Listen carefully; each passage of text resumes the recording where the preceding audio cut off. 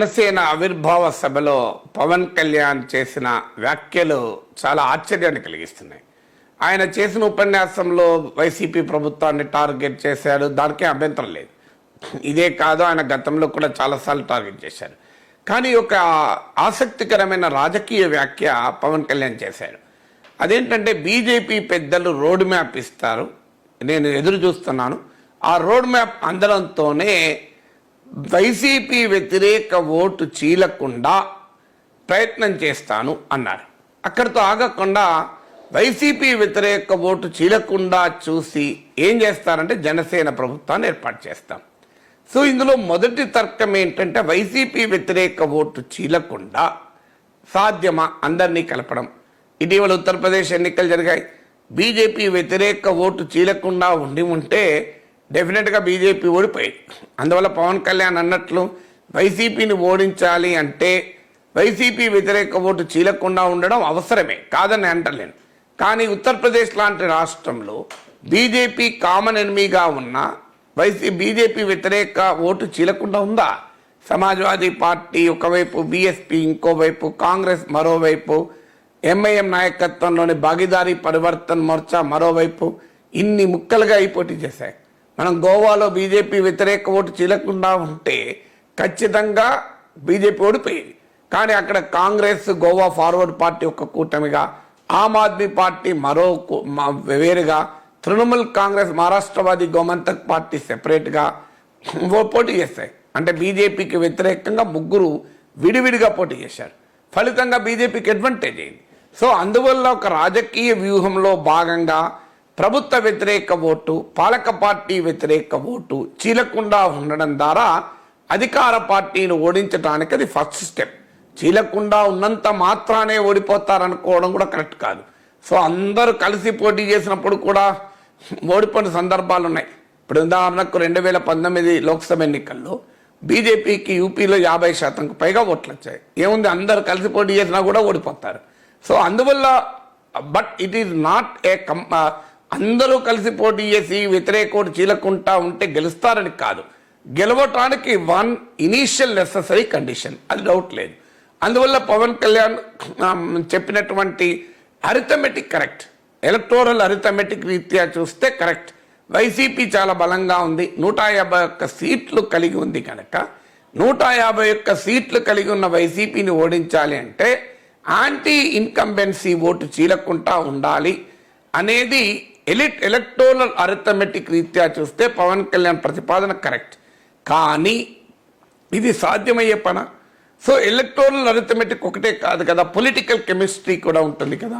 ఇప్పుడు వైసీపీ వ్యతిరేక ఓటు చీలకుండా ఉండాలి అంటే బీజేపీ, కాంగ్రెస్ కలిసి పోటీ చేయాలి, బీజేపీ కమ్యూనిస్టులు కలిసి పోటీ చేయాలి. ఇది ప్రాక్టికల్గా సాధ్యమయ్యే పని. పొలిటికల్ కెమిస్ట్రీ సాధ్యమవుతుందా అంటే బహుశా పవన్ కళ్యాణ్ చెప్పిన మాటల్లో మనకు అర్థమయ్యేది ఏంటంటే, పవన్ కళ్యాణ్ కూడా అమాయకుడు కాదు కదా. బీజేపీ కాంగ్రెస్ కలుస్తుందనో, బీజేపీ కమ్యూనిస్టులు కలుస్తుందనో పవన్ కళ్యాణ్ ఊహించాడని నేను అనుకోను. ఆ మేరకు రాజకీయ పరిజ్ఞానం లేదా పవన్ కళ్యాణ్కు. దేశంలో ఎక్కడైనా కాంగ్రెస్ బీజేపీ కలిసి, లేదు కమ్యూనిస్టులు బీజేపీ కలిసి అసెంబ్లీ ఎన్నికల స్థాయిలో పోటీ చేసిన ఉదాహరణే లేదు కదా. ఈ విషయం పవన్ కళ్యాణ్ తెలియదా? మరి పవన్ కళ్యాణ్ అనేది ఏంటి? Maximum possible unity against YSR Congress అయి ఉండాలి. వైసీపీ వ్యతిరేక ఓటు చీలకుండా చూస్తాను అనడంలో వైసీపీ వ్యతిరేక ఓటు చీలకుండా సాధ్యమైనంత చూస్తాను అని మనం అర్థం చేసుకోవాలి. అంటే అప్పుడు ఏంటి, టీడీపీ, బీజేపీ, జనసేన మళ్ళీ కలవబోతున్నాయా? 2014లో కలిసి పోటీ చేస్తాయి, అందువల్ల మళ్ళీ కలవటానికి అవకాశం ఉందా? దీనికి బీజేపీ నుంచి ఇంకా ఆమోదం రాలేదు కనుక బీజేపీ నుంచి క్లియరెన్స్ వచ్చాక ఈ 3 పార్టీలు కలుస్తాయి అన్నదానికి పవన్ కళ్యాణ్ చెప్తున్నది అర్థమా అనే అభిప్రాయం కలుగుతుంది. ఎందుకంటే టీడీపీతో కలవటానికి ఇప్పటికిప్పుడు బీజేపీ సిద్ధంగా లేదు. ఎందుకు సిద్ధంగా లేదంటే బీజేపీకి అనుమానం 2024లో టీడీపీకి ఎక్కువ సీట్లు వస్తాయి, ఎంపీ సీట్లు, వైసీపీకి ఎక్కువ ఎంపీ సీట్లు వస్తాయా? ఇప్పుడు 2019లో వైసీపీకి 22 సీట్లు వస్తే టీడీపీకి 3 సీట్లు వచ్చాయి. సో అందువల్ల 22 సీట్లు రేపు 20కి పైగా వైసీపీకే వస్తే కేంద్రంలో బీజేపీకి మెజారిటీ ఒకవేళ రాకపోతే వైసీపీ అవసరం ఉంటుంది తప్ప టీడీపీ అవసరం ఉండదు. ఎందుకంటే ఆంధ్రప్రదేశ్లో ఇప్పటికిప్పుడు బీజేపీ విడిగా కానీ మిత్రపక్షాలతో కానీ అధికారంలోకి వచ్చేటువంటి వాతావరణము లేదు, పరిస్థితి లేదు, అవకాశం లేదు. అలాంటప్పుడు కేంద్రంలో తనకు ఆంధ్ర ఎంపీల అవసరం ఉండవచ్చు. అందువల్ల ఇప్పటికిప్పుడు టీడీపీని పట్టుకొని వెళ్తే వైసీపీ సమర్థించకపోవచ్చు. అందువల్ల టీడీపీతో చేరటానికి బీజేపీ ఇప్పటికిప్పుడు సిద్ధంగా లేదు కలవటానికి. కోర్స్ అసలే కలవదా, రాజకీయాల్లో అలా ఉండదు. అమిత్ షా అన్నాడు మా బీజేపీ ద్వారాలు మూసేసాను టీడీపీకి అన్నారు, కానీ అలా మూస్తారని అనుకోను. కొద్దిగా తెరిచి పెడతారు ఆ సందులోకి వెళ్ళిన రావటానికి. అందువల్ల టీడీపీ బీజేపీ కలవదని నేను అంటలేను, కానీ ఇప్పటికిప్పుడు టీడీపీని కలుపుకోవడానికి బీజేపీ సిద్ధంగా లేదు. బహుశా పవన్ కళ్యాణ్ మాటల్లో అర్థం అదే, బీజేపీ వాళ్ళు రోడ్ మ్యాప్ ఇస్తానన్నారు, ఇవ్వడం లేదు అని. అంటే టీడీపీతో కలవటానికి బీజేపీ క్లియరెన్స్ ఇవ్వడం లేదు అని. బీజేపీ క్లియరెన్స్ ఇచ్చిన తర్వాత జనసేన టీడీపీ బీజేపీ కలుస్తుంది. ఒకవేళ క్లియరెన్స్ ఇవ్వలేదనుకోండి, అప్పుడు పవన్ కళ్యాణ్ ముందు 2 ఆప్షన్స్ ఉంటాయి. బీజేపీతోనే ఉండడము, లేదా బీజేపీని వదులుకొని టీడీపీతో కలవడము.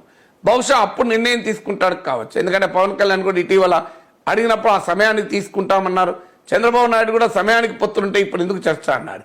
సో అందువల్ల వైసీపీ వ్యతిరేక ఓటు చీలకుండా చూస్తాము, దానికి బీజేపీ వాళ్ళు రోడ్ మ్యాప్ ఇస్తారు అనడంలో పవన్ కళ్యాణ్ మాటల్లో ఉన్న బహుశా అర్థం ఇది అనుకుంటారు. కానీ ఇక్కడ ఇంకొక ఆసక్తికరమైన అంశం ఏంటంటే, పవన్ కళ్యాణ్ బీజేపీ వారు రోడ్ మ్యాప్ ఇస్తే వైసీపీ వ్యతిరేక ఓటు చీలకపోతే జనసేన ప్రభుత్వం వస్తుందంటారు. ఇది ఎక్కడ తర్కం అర్థం కావడం లేదు. ఎందుకంటే వైసీపీ వ్యతిరేక పార్టీలన్నీ కలిసి పోటీ చేస్తే జనసేనకు ఎన్ని సీట్లలో పోటీ చేసే అవకాశం వస్తుంది? 175 సీట్లలో ఒక 70, 80 పోటీ చేయకుండా, ఒక 60, 70, 65 గెలవకుండా సో ముఖ్యమంత్రి కాగలడా పవన్ కళ్యాణ్? ఇది ప్రాక్టికల్గా సాధ్యమా? ఇప్పుడు టీడీపీ, జనసేన, బీజేపీ కలిసినా కూడా మెజారిటీ సీట్లు టీడీపీయే పోటీ చేస్తుంది, లేకపోతే టీడీపీ ఎందుకు కలుస్తుంది? సో అందువల్ల అన్ని పార్టీలు కలిసినా, లేదు బీజేపీ, టీడీపీ, జనసేన కలిసినా కూడా మెజారిటీ సీట్లలో టీడీపీ పోటీ చేస్తుంది తప్ప జనసేన చేయదు. అలాంటప్పుడు జనసేన ప్రభుత్వం ఎట్లా ఏర్పాటు అవుతుంది? పోనీ కూటమి ప్రభుత్వం ఏర్పాటు అవుతుంది కూడా అంటలేరు, జనసేన ప్రభుత్వం ఏర్పాటు చేస్తుంది అంటున్నారు. బహుశా బీజేపీ రోడ్ మ్యాప్లో ఇదేమైనా ఉందా? ఎందుకంటే ఇప్పుడు బీహార్లో జరిగింది అదే. బీహార్లో బీజేపీ కన్నా కూడా జేడీయూకు తక్కువ సీట్లు ఉన్నాయి, అయినా కూడా జేడీయూ నాయకులైన నితీష్ కుమార్ను ముఖ్యమంత్రి చేశారు. బహుశా ఇక్కడ కూడా టీడీపీకి ఎక్కువ సీట్లు ఉన్నా బీజేపీ, జనసేనల అవసరం ఉంటేనే ప్రభుత్వంలోకి వచ్చే అవకాశమే ఉంటే పవన్ కళ్యాణ్ ముఖ్యమంత్రి చేయాలన్న కండిషన్ ఏమైనా పెడతారా? మరి అలా పెట్టేటట్టుంటే మహారాష్ట్రలో శివసేన డిమాండ్ ఒప్పుకునేవారు కదా. శివసేనను ముఖ్యమంత్రి చేసి ఉంటే ఇవాళ అక్కడ కాంగ్రెస్ పార్టీ ఉన్న ప్రభుత్వం ఏర్పాటు అయ్యేది కాదు కదా. అందువల్ల అంత సులభం అయ్యే పన. అందువల్ల పవన్ కళ్యాణ్ చేసిన వ్యాఖ్యల్లో గూఢార్థం ఉన్నమాట నిజమే, కానీ తర్కం లేదు. సో తార్కికంగా చూసినప్పుడు బీజేపీ దర్శకత్వంలో టీడీపీ నిర్మాతగా జనసేన ప్రభుత్వం ఏర్పాటు ఎలా అవుతుందనేది అర్థం కాని అంశం.